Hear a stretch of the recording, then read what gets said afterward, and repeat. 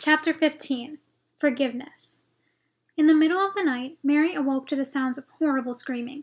She jumped out of bed and ran through the halls to Colin's room. Outside his door, Mrs. Medlock was speaking in hushed tones to Martha and Colin's nurse. Inside, the screaming grew louder. "It's Colin," Mrs. Medlock told Mary. "He's having one of his fits." "He can't calm down," Martha cried. "No one can do anything.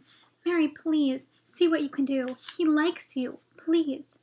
"He threw me out of his room today," Mary told them. "Please," Martha cried again. Mary was furious. Colin was screaming so hard he'd probably forgotten why he was upset. In a rage, Mary flung open his bedroom door. "Stop it!" she yelled at him. "Stop it! You're driving everyone crazy!" Colin sat up when he heard Mary's voice. His face was red and swollen from crying. He was sobbing so hard he couldn't catch his breath. "I can't stop," he gasped. "I can't." "Yes, you can," Mary shouted.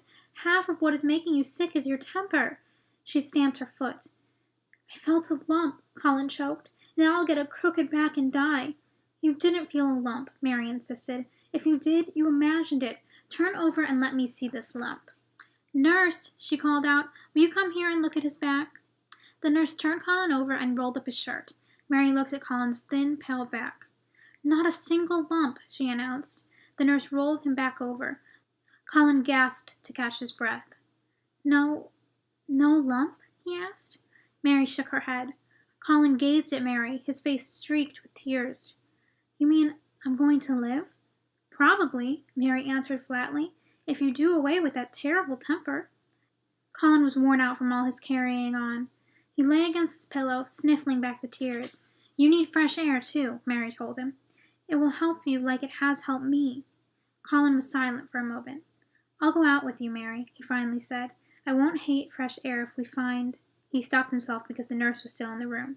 "That is, if I go out with you and Dickon. Dickon can push my chair. I really want to see Dickon and the fox and the robin." Mary suddenly began to feel sad for her friend.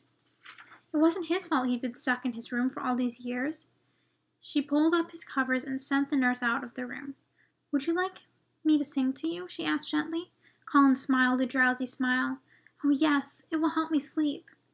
Mary sang softly as Colin quieted down. Soon he fell asleep smiling.